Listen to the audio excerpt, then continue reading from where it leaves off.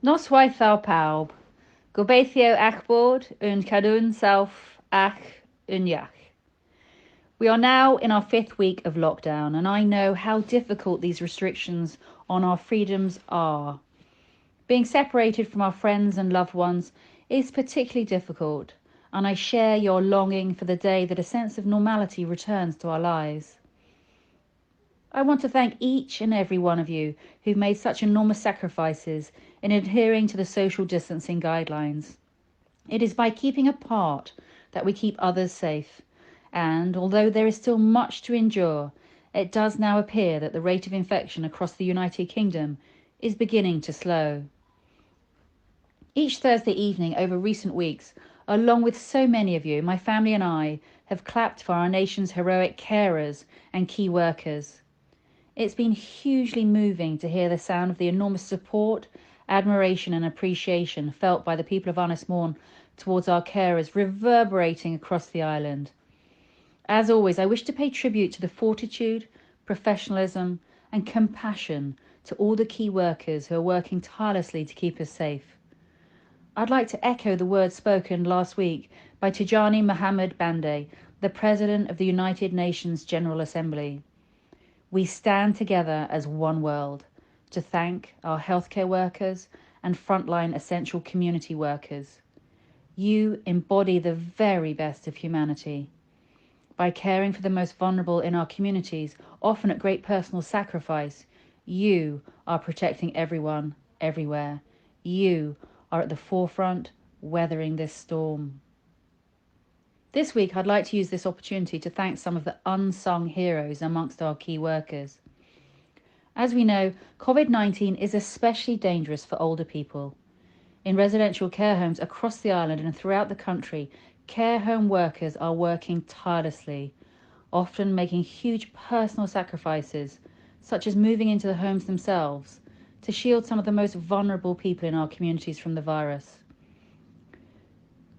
In one of the cruelest aspects of this virus, care home residents are now unable to enjoy visits from their families and loved ones and are often confused and frightened by the situation. As well as providing invaluable care now, more than ever, residential care home workers are providing the love, kindness, laughter and joy that residents' families are currently unable to provide. I'm in awe of their work and commitment. Integral, of course, to our amazing NHS team are the men and women serving in the Welsh Ambulance Service. Each and every day, they are at the forefront in the battle against this invisible yet deadly enemy. And without their professionalism and fortitude, many more desperately sick people would have died from COVID-19.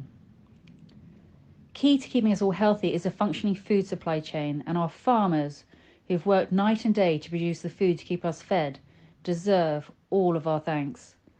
They've faced enormous challenges throughout the pandemic, and I'm working with the government to ensure that our agricultural sector receives all the support that it needs to operate throughout this crisis, and then to flourish once the situation improves. And over recent weeks, especially when panic buying was at its height, we've all seen the enormous pressure and challenges, sadly often including abuse, which supermarket workers have had to overcome. They overcame these challenges through their professionalism and sense of duty, and they deserve the gratitude of all of us. At this time, our NHS and social care staff, supermarket workers, delivery drivers and many others are heroes to all of us. By working hard on Anismorn, are a quiet army of hidden heroes, making the lives of others better in a number of ways.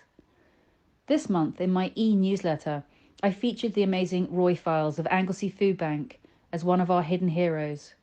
And I'd like to hear your suggestions for others to get the recognition and thanks that they deserve.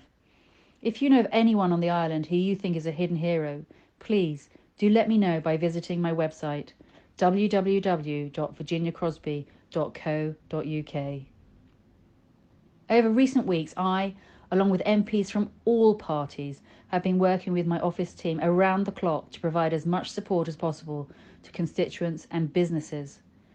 This week, Parliament resumes after the Easter recess its crucial role in scrutinising the government.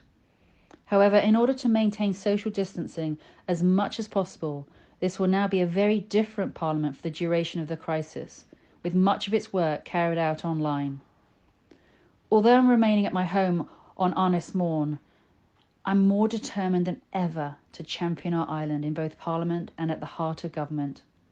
Today, for the first time in its 700-year history, we had a virtual Parliament. I was drawn in the ballot to ask a Welsh question and a Prime Minister question. I'd like to end by saying, please, always remember that I'm here to serve you, the people of Ynys Môn. If you ever need my help or support, or if you wish to share an idea to make our island an even better place to live, please contact me, contact my office, and I, along with my dedicated team, will do all that we can to help.